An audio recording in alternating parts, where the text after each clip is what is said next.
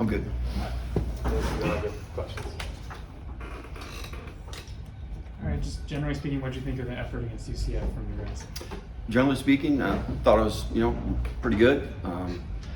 Really, particularly first half, thought was even better. If you're comparing halves, I think we were, almost 100% in third downs in the first half, getting off the field and things like that. I think we executed our plan really good.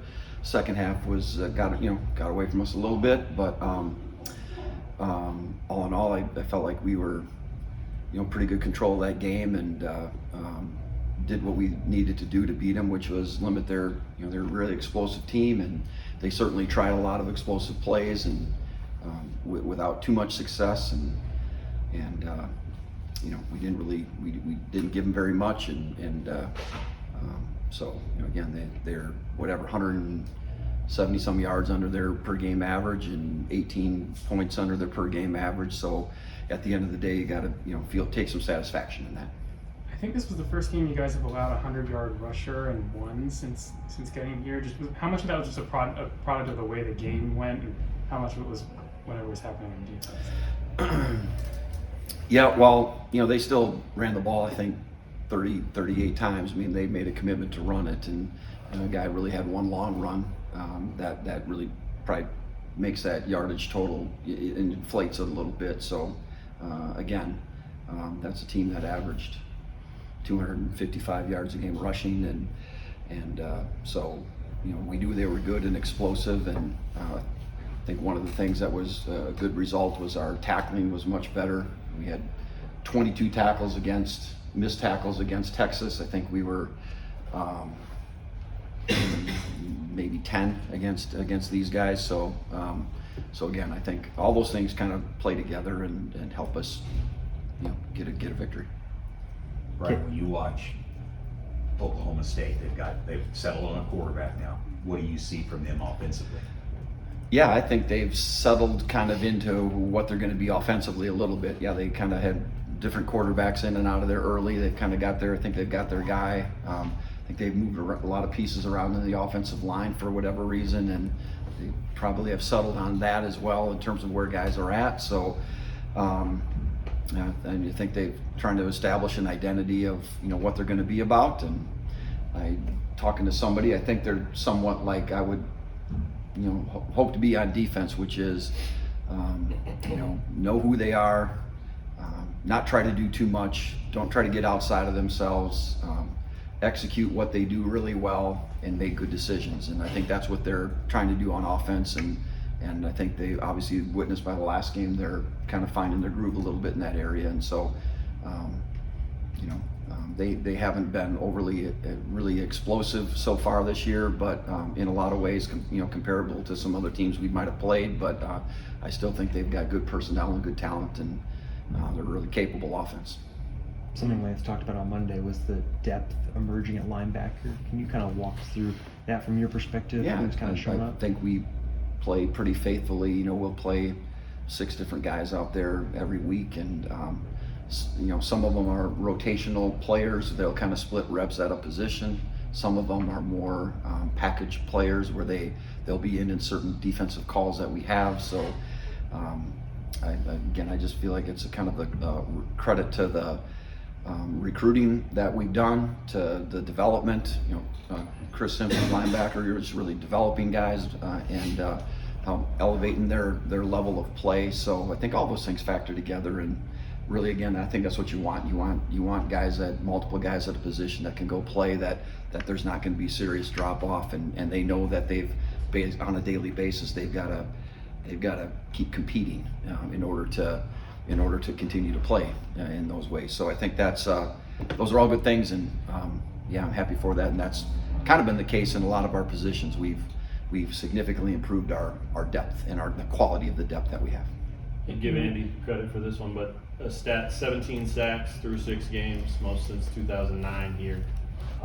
Especially in light of losing Lonnie, how proud are you of that number, and where do you think it's come from most? Sure.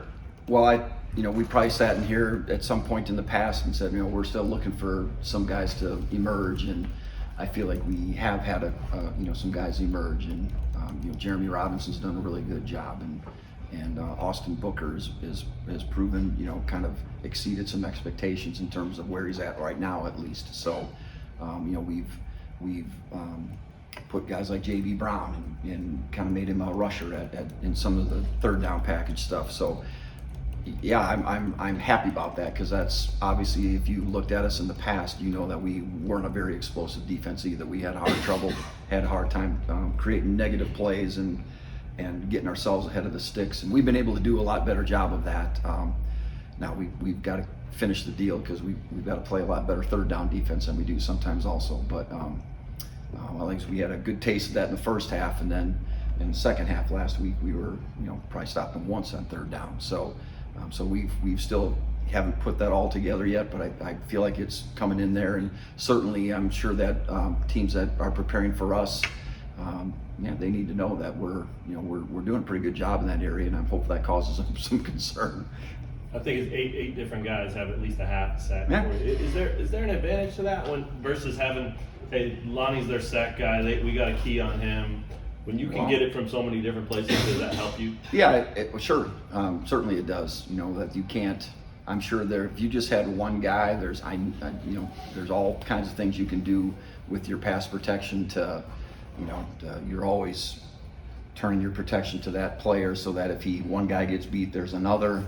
You can take a back or a tight end and chip that player so that he's negate some of his rush. So the fact that you can have pieces, hopefully inside but also outside, that you just can't key on one player, I think is what a great advantage, right? And we've got some sacks off of some pressures, but a lot of our sacks come from just straight rushing, which is even better, because then you can play more coverage on the back end and feel a little bit safer and sounder that way too.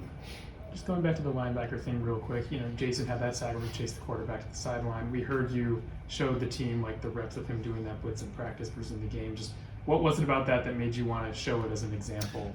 Well, because we always talk every day. I would stand in front of the defense every day at the start of our unit meeting, and we talk about scheme stuff, but we talk about other stuff also. And one of those things is effort and strain and finish and being relentless in those areas. And so, yeah, there was a practice rep during the week, which as we watch it as a staff, and all of a sudden, man, the guy jumps out at you like he blitzed in there, put his foot in the ground, turned and sprinted like 30 yards downfield. And so, we commented on that play during the week, is like last Wednesday. And then we get into the game and run the exact same pressure, and he blitzes in there and they throw a screen and he puts his foot in the ground and sprints and tracks a guy down from behind. So to me it's confirmation of, hey, if what you develop habits either way, right? So if your habits are this in practice, look, the results are going to be this in a game. And I thought it was just a great for everybody, a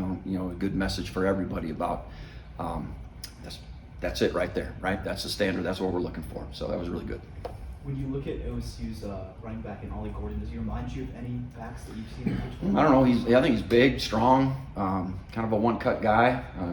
He was able to fend off some tacklers against Kansas State on some of his bigger runs. So, I'm sure. I don't know if he reminds me of really anybody that I would just tell you about right now. But obviously, he's got a couple 100-yard games in a row here. So he's finding his zone, and he's anybody like that.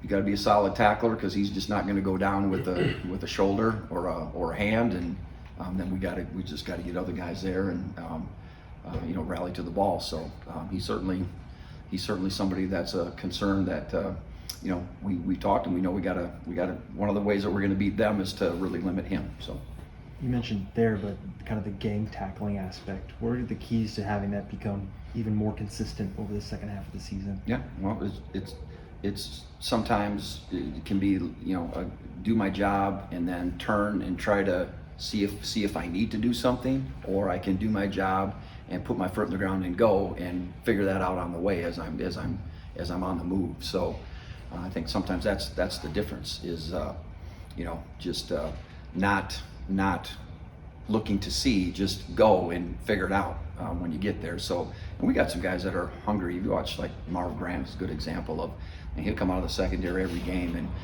guys kind of stopped up, but he's not quite going down, and he's gonna he's gonna get a piece of that. So. The more hungry the more hungry guys you have that'll do that kind of stuff. To me, that's the nature of defense, and we're getting there. We're getting there.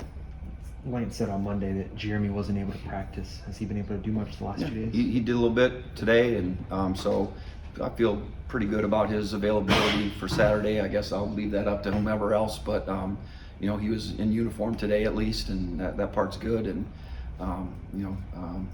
obviously, Hayden hasn't been yet, so we'll have to see about that one. But kind of confident we'll at least get part of that crew back and playing, because we need them. So. And obviously on the topic of depth there at defensive end, Patrick Joyner, Dylan Brooks. Just what do you think about their progression this season? Yeah, what a opportunity for Too bad for Hayden Hatcher, that he can't play, or if he can't play, but.